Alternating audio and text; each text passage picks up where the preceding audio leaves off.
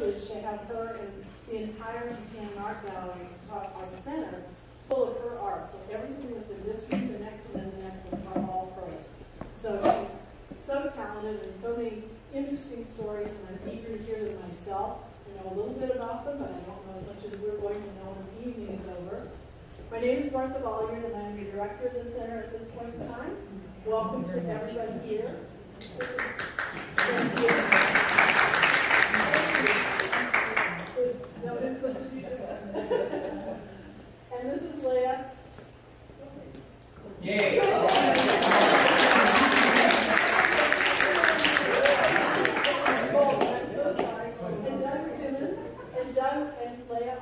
Partners in crime on this, and they have some special things they're doing, not just about Leia's art, but you'll enjoy it. It'll be fun. Thank you for being here tonight.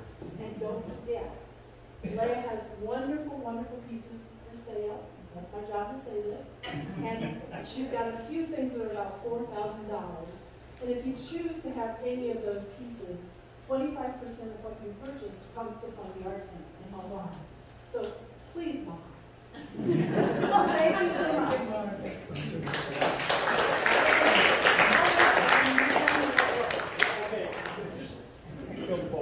I hope that you can hear me well. I'm glad we don't have loudspeakers and such because it's kind of a direct connection we have. Probably many of you know me. I'm a Holocaust survivor. Been in America from 1975, and I love America. And I'm really very grateful for all the opportunities that were given to me in this area and everywhere across. So now I'm going to talk about my art, and I hope you can hear me well. Tell me if you don't. Okay. Well, I'm a storyteller. My paintings are like pages of a storybook, but whatever happens, it's not sequential. Whatever happens there, it's for you to interpret and think what happened before and what will happen after. But most of it are kind of based on expectations for interaction on Jung's philosophy. When he talks about universal subconscious, and we all, as human beings, have the same sort of imagery in our genes. It's like we have the common universal subconscious, and it comes to expression in symbology. So when you look at my art at this point, you see, you can bring your subconscious, which is of course affected by experiences. And I gave you my subconscious symbolism. This is how we communicate. We kind of build symbolically on every one of those. And in many cases, there are quite a few symbols, universal symbols that I collected as I lived so many years and as I travel around and have all kinds of education. So I'm going to try and see how it works. I call my art a temporary voyage because we are all here for just some time. I better make the best of it. So let me see how it works. Okay, this is one example of this interaction by symbolism. Like this, there's this, like everybody, like everyone else.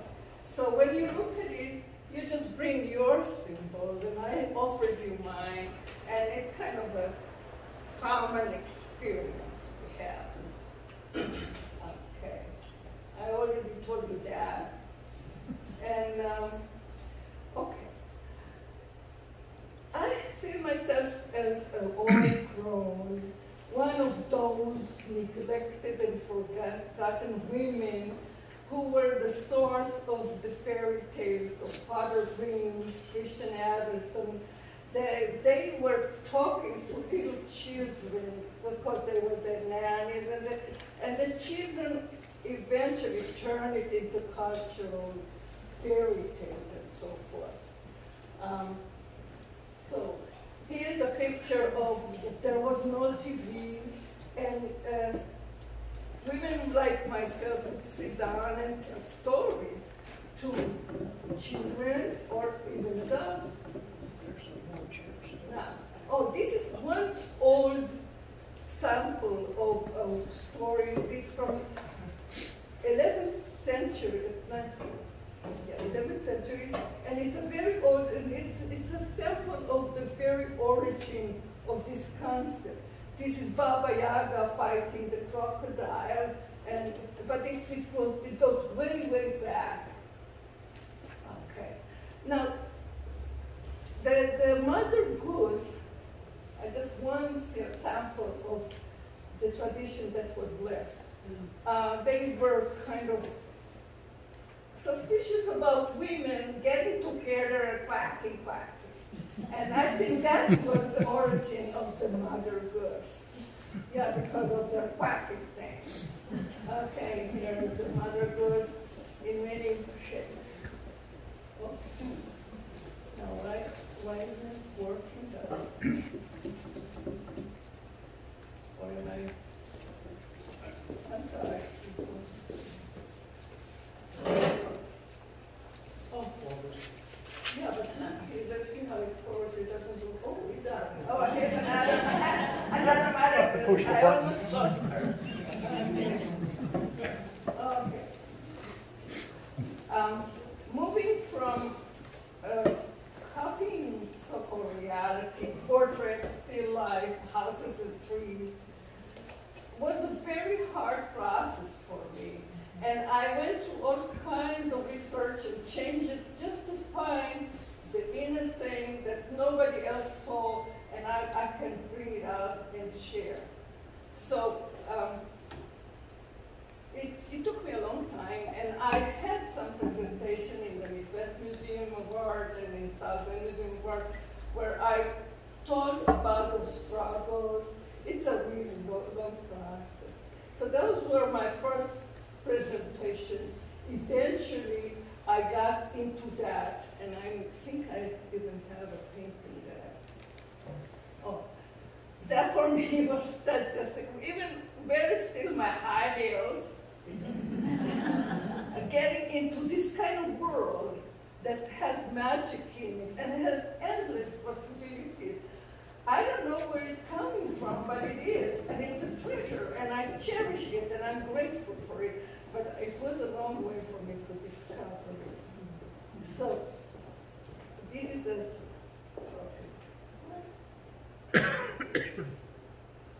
It doesn't change. I'm going forward. It does. I'm going forward, and it doesn't go with that. I don't know what I do without. She's pointed towards the Pushing the wrong button. No, that's all. That's the button. but she's pointing. Oh, okay. So, okay. Hit it like you live, hard and fast.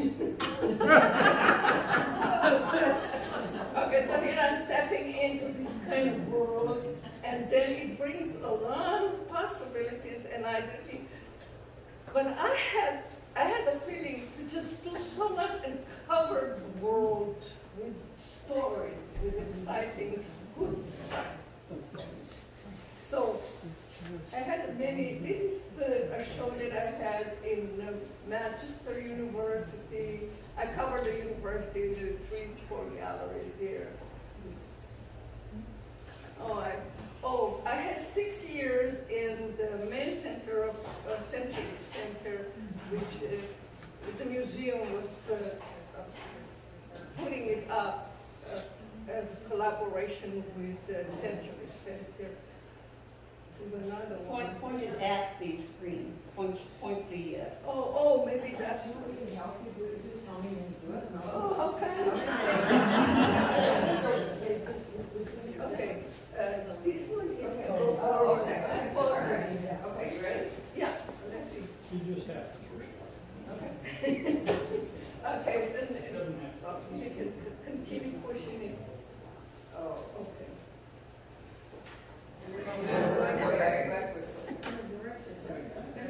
There we go. There we are. Okay. And Julia, in, hi. facilitator, I had a presentation and, oh, and Woodstock, well, I went all over the place with this here. That's in Woodstock. Oh, this is South Bend Museum of Art. And it was here I have this here. A collaboration between a South Bend artist and an artist out of the area. And my partner was Sarah Martin. She is a professor in Kentucky.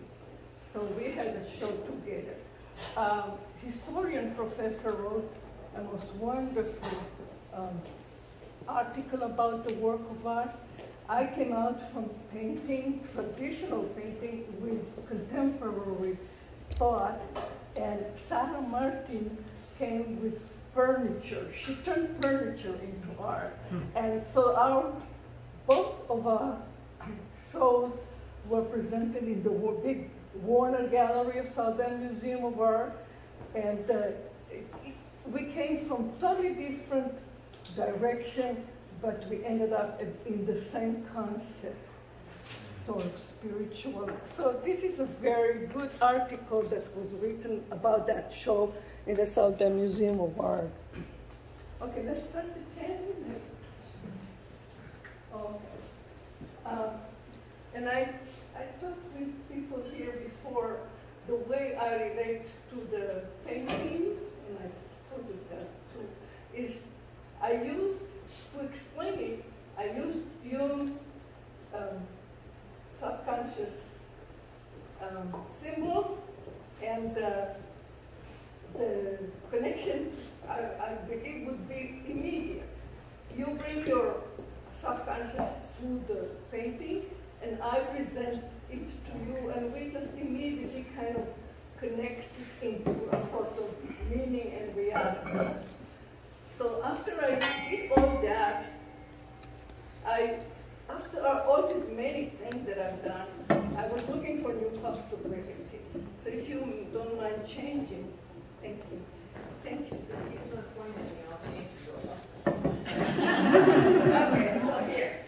Okay, this is an example that is also you connect, there's a lot of symbology in it, which you can really from your own side of vision connect with me and find a new meaning. Okay, so recently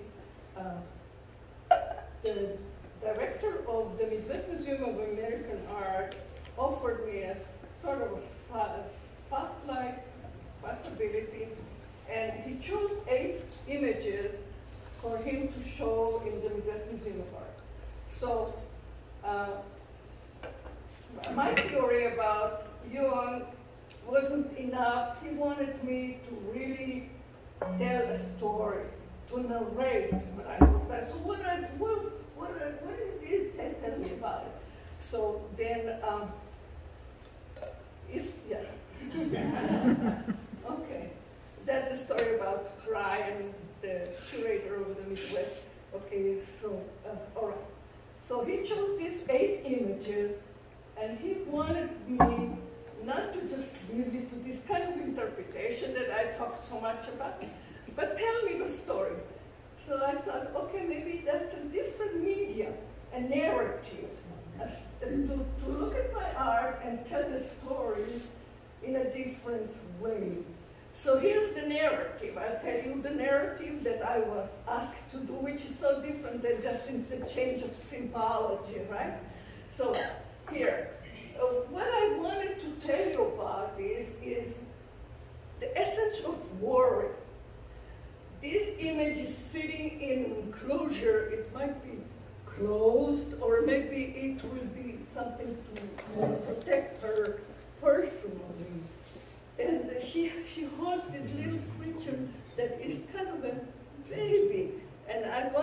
express that are interchanged with this little helpless creature that we want to protect so much from this horrible world. This is weather wine on a roof, right?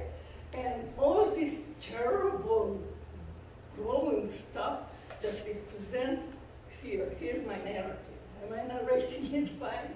Okay. Now, on that below, there are some gentle flowers, which are the kindest and maybe symbolize hope. So see, when instead of you and I interchanging our own experiences, here I'm telling you a story. I don't know if it is better or it is just disturb something. I really don't know. But it's for every one of us to decide. So this is here the story that I'm telling you about. Let's look at the other picture when I tell you the story that I wanted to tell before that. This is Isaiah's vision of the end of times. He was very positive. The end of time will be wonderful. The wolf will live with the sheep. I made a wolf and I made a sheep. And there will be the cow living with the tiger. And there will be peace. Nobody will eat nobody. That's what he predicted. Okay, but I kind of liked it. In the middle of it, I made the symbol of the dove of peace. And also in that same place says, and a little boy will lead them. The little boy, I talked about my son, who is now 57. So the little boy will lead them. So this is the story about this painting. Okay. Now, this one, but I wanted to make a woman dancing, but not that kind of ballerina. So I borrowed early medieval image, and it says, dance anyway. And why does she dance anyway? Because there are all kinds of horrible things around. Not to mention this crook, that she shouldn't trust him. And then again, the scary weather wane, and this ugly crow, and don't forget the crocodile, and all these things happen around her, and she's dancing anyway. So here's my narration of this here. You could immediately catch it with interchange, or you would interpret it in your way, and maybe it would be better for you. But here's the story, and I'm trying to narrate it. Hey, thank you for coming. Okay. Now this is, ooh, where's that, ooh. Oh, never mind. I have a book I brought with me where we put it somewhere. There are 17 wonderful tapestries in the museum in New York, in the Metropolitan Museum. Did somebody hear about that? They are extraordinary. They were done in the 17th century. 17 splendid, enormous tapestry. And all those tapestries were describing how to catch and kill the unicorn. And maybe it was a human symbology, because by killing the unicorn, humans were kind of hoping to get in touch with that spirituality. But and on another way, in certain books, it says that as we go, we become more commercial and less spiritual, and by doing that, we just eventually kill spirituality. And so all these splendid 17 tapestries were all dealing with that thing. Maybe commercialism, symbolizing processes that human beings are becoming, going farther from the original spirituality awareness. You can, even the narrative, you can understand it any way you want. It would be much easier to understand it as symbols made paintings that I call old tapestry about things I cannot change. I was really very moved that those splendid tapestries were about hitting the unicorn. So, and there was nothing I could do to, it reflected on me. There are so many things that I would, horrible things, that I would like to do something about. And I can't. There's so much that I can do. So I put myself into this cage. The unicorn is still alive. And all these creatures symbolizing the beautiful garden. But here is the wolf that's trying. Out there is somebody trying to hide and catch it. And the monkey had a special significance. Because sometimes when horrible things happen, part of the Holocaust and so forth, I want to run somewhere, hide somewhere. I imagine myself sitting on the chandelier like a little monkey that can jump away and hide. So this is why I had to do the math. The whole thing is just for me to tell the story of someone who wants to help and cannot help. And that's the way you can interpret it. Okay. All right. This is called Future Untold. The mystery of our life that we don't know. The truth is that all we know is that we don't know. Yeah, you can come and live it and experience spirituality and spiritual awareness, but the truth is that we really don't know. But we can feel it, we can imagine it, we can think about it. So I made this person with her eyes closed, red. A boat symbolizes travel, because our life is a travel through time. And the reason why I made the waters is going to original. Just thinking about that life, according to a certain theory, was originated from water. So when I want to express really a long way past, I usually use water. So the whole thing, well, and the bird, of course, for company, if you want, for whatever you want to use it for. But the whole thing is that the person is looking into some kind of a distance, and the boat is reflecting the distance, but it doesn't know where it's going. And I think every one of us kind of feels that we are somewhere the future is not told to us. We know the past. Yeah. Okay, so, yeah. I wanted to paint a safe haven. So all those creatures that are inside are harmless, the turtle and the rabbit, but the bed, the danger, the horror, I put them besides the bars, just keeping them out. That was my wish when I painted, my thought when I painted this painting. I wanted to make a safe haven, harmless, beautiful, and lock the bad thing all behind. Keep them there. I also wanted to make a door into something that nobody interprets it as a door. Okay. I wanted to tell you about me. That's all. Okay, so here we have, it's like the leader, the most important person, the soldier, the rooster, the turkey. Women are sort of marginalized, if you can see on the very maybe it's my personal feeling, maybe not. And the angel sort of marginalized somewhere.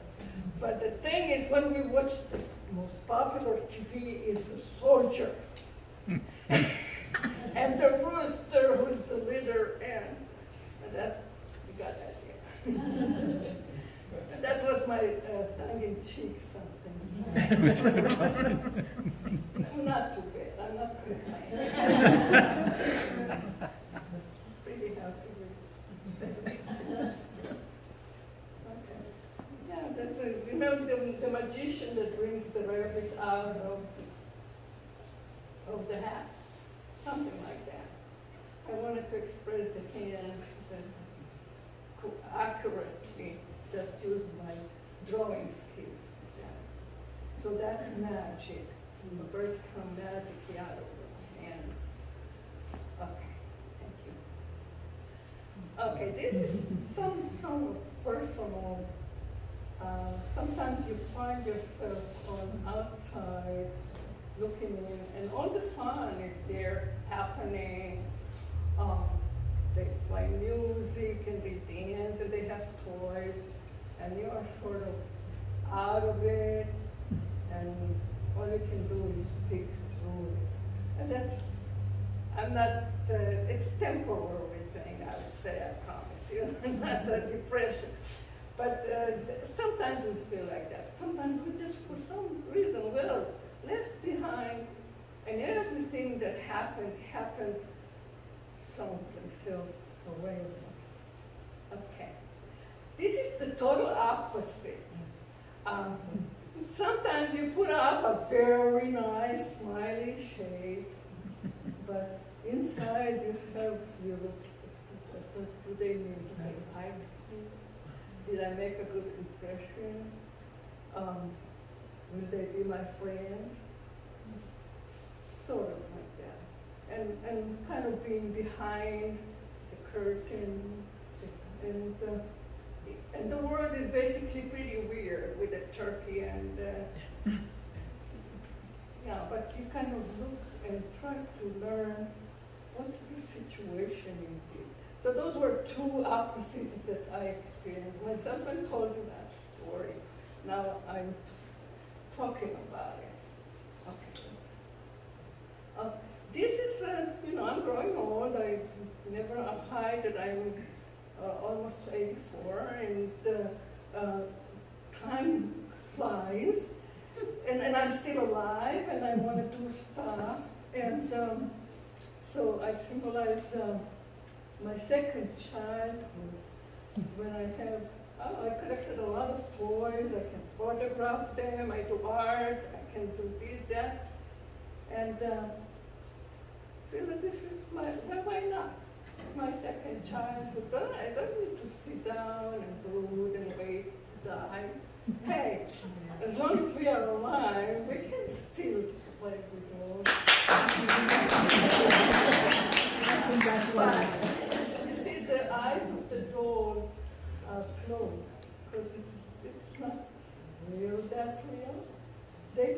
Time catches up with us in a way. So I didn't make the doll looking at him all aware and alive, and it sort of happened. Well, that's something if you bought it. It's a digital photograph.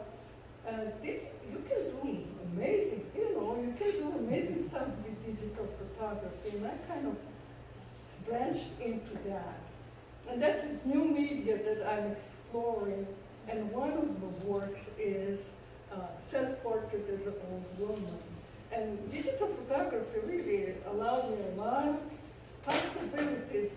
I could make myself as old as I want to, and then behind me, there's still a world to explore and move ahead. See, the boats are always moving for me, going places and never giving up, and there's a sun there. But there's a lot of hope in the background that the digital photography allowed me to play with, And I could play with my own image, being as old as I can, as old can be, self-portrait. So we have to face reality, but don't give up. All right, yeah. Okay, another, see, I was talking about possibility that I'm discovering after doing all these paintings.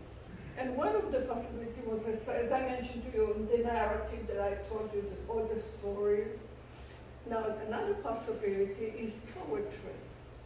Southern Museum of Art has a calling for people to come into their permanent collection gallery, choose a painting, and write a poem about the painting.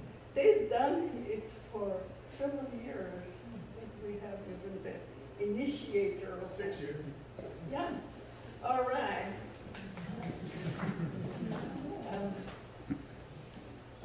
Would you tell us about that? Well, you're doing a great job. Well, Anyway, please, I don't want to please go ahead. well, there is every year, a yearly call of art that this person initiated with a friend, calling for artists to go from the collection and write a poem, and then they are placed into little, maybe you can, in those booklets. Every year we have that published, and they choose, I don't know exactly who is determined that, choose the poems that will come in those booklets. Everybody who submits one gets it first. Everyone who submits a poem gets published. And then there is an assembly, and the poets read their own poems. And I think the idea of using art as a narrative, as a symbols, to write poetry about, so which is okay. This is an example of one of my poems that you so kindly included in one of those booklets. And it's about this painting here on the left. So here I will read a poem. I'll try my best. The painting is called Welcome. And the poem is, I do not have much time left in this zone. I do not know where I'm going, where I go, and all that is remain. But looking deep into the endless spaces of my mind, I pray for mercy. Here's another poem that I wrote, you guys. And this was one of those paintings that was in Century Center for 6 years on the wall. But they allowed me to do it with that. So here's the poem. Now I dance since I can, with the birds and the fish in the sea. My horizons are still far away, on the skyline beyond which no living survive to return and descend the unknown. And below me, away from the glow of my days, a procession of shadows and light, in the depth of my mind, is foretelling undeniable end of my life. See, if you can see, the procession is half hidden in there. People are, can you see them? Okay, thank you.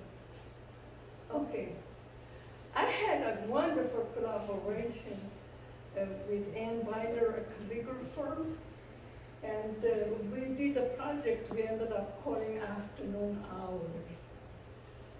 I did 12, I did one of a collage, like the collages that are here, and there was an image there, and I wrote a poem about that collage, and I didn't really know how to present it on the wall, so Ann Binder, who is a calligrapher, offered me to have another 12 by 12 paint it as to her way and calligraphically write the poem on that. And it ended up being a bunch of diptychs. I had about 12 poems, and she added the other piece to it, and it became a diptych, a whole work of art that had the imagery, the poetry in it, and calligraphy. So, yeah. See, this is called amnesia darkness. White are the colors of amnesia darker. It travels softly like the, well, so forth. I can read this. Usually what happened with Anne Binder, she was doing not very clearly, but alongside with that, I made a book that also wrote the poems. So that was a poem about amnesia darkness. The next one would be Requiem for a lost soldier. He is, well, see, maybe somebody can read that poem. Can you see it? A soldier child arranged his dreams In perfect rows. in such rows. By growing old, He vanished for some noble cause. as gracious Pieta, Okay, mourn pain. mourned in pain, the eagle, his throat aghast, screeched in consolable. They're easier to read in person when they were on display. It's a little hard to read. So that was an example. So we had about, well, maybe 18 diptychs like that had the image, had her design, and her calligraphically written poem. Oh, this is another one. See, the writing is a little bit decorated and hard to read because there was another poem in the book that I added so it would be easier to interpret. Okay. That's one about cremation and so forth. Okay. Now sometimes I combine movement with paintings, and I actually felt it by doing that. So I have some samples of, maybe you can show. Yeah, these paintings that shows the flow. And we just go to this one painting that shows movement. This one too shows dancing, or kind of identify kinetically with images. And, okay. Those are now on display in permanent collection. Okay. Yeah, another one I was thinking about birds, what will happen. I was kind of feeding birds, and what will happen to the birds that got used to me feeding them, what will happen to them when I'm gone. So I made myself an angel from. So can you, okay, this was adopted by the Southern Museum of Art in their collection. I'm very grateful and honored. And it's also the storyteller, when dreams come true, the flying person dreaming about all this machine coming up and all this new technology, and the storyteller is talking about the wonders and the wonderful thing that happened to humanity. Meanwhile, they are sitting on a pile of garbage. So the story time when dreams come true. Okay, and I guess this is, okay, now music. Douglas Simon, who is musician or was a musician all his life, and he retired, and now he thinks that he retired, but no. We became a duo, and now I kind of listen to these stories and try to accompany him with my music, which is an accordion.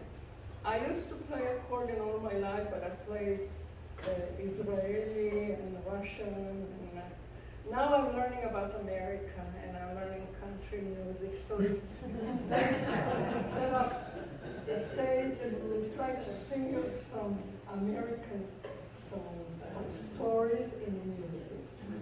What I was trying to talk about was this multimedia possibility.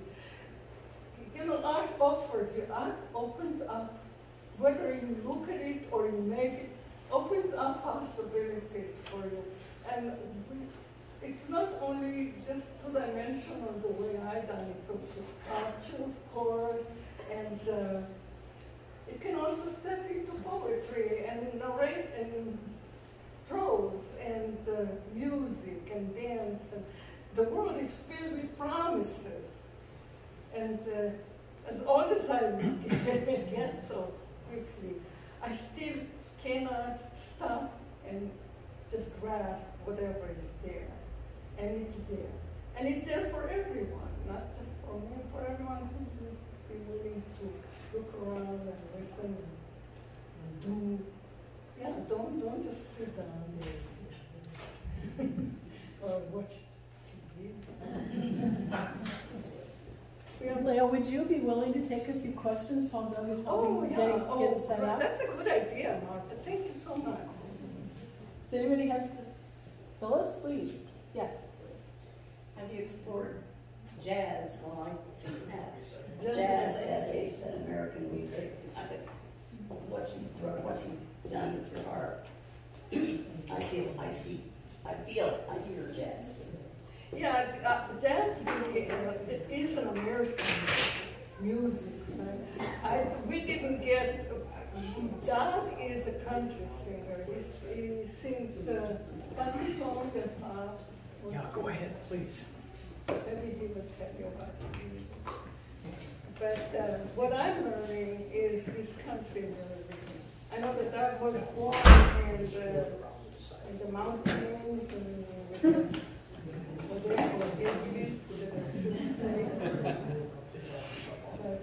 I think I feel this, because I know Doug, because that's his music, I feel I'm learning maybe more in American country. I agree with you, jazz is really American. But I guess America is very more this kind of music is really I feel like jazz is an expression of the type that you would give in the symbolic. I hear the symbolism in jazz. Yeah, you could be right. It's so personal. Exchanging. When did you start painting from your imagination more? Just the last, let's say, 15, 16 years. Because that's like every people I knew. We were doing the most wonderful scenery or still life and portraits. Well, I have a friend in Bob. He's making the most magnificent portrait. I think that he's doing more than just helping other people. He's just kind of getting into the character, putting it out. And I think that's important too. But there are many ways to plan, expand. You can stick with your media and go, I'm going to explore that media. And then you can move away from your media and find something else. Everything is there for you. I feel that it's everything for you for the taking. When we talk about this very expensive watches, I think we have done at our fingers. They're there for us. Yeah, that's it.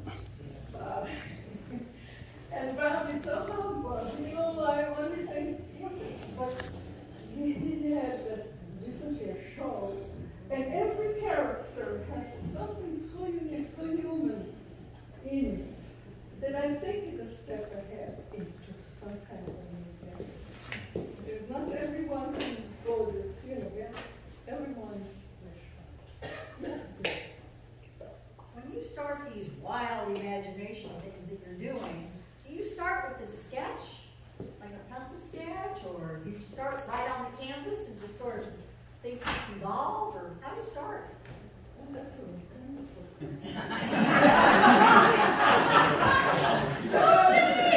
They start somewhere. Actually, some different ways. Some I made small collages, and then I copied the collage, like with still. There's a collage about the Book of Life, the spiritual religion, and then I made that same Book of Life very, very good. Just the same. So that was one way I thought, yeah, I do a lot of drawing. And look at that on videos and images. And that's so many wonderful artists on the internet. You get inspired. Don't necessarily just travel to the museum, but museums will also be wonderful. Then there are French artists that you know that you are influenced by them. And you kind of look into their media and say, ooh, what a good idea. So you kind of carry it with you anyway, that's just your own. But just, yeah, talking about human interchange, I think, even what I'm doing with you now, I think I want to tell you more than we want to hear. I want to tell about their art more than the public wants to know about. But there's a way to, many ways to approach it. Influence,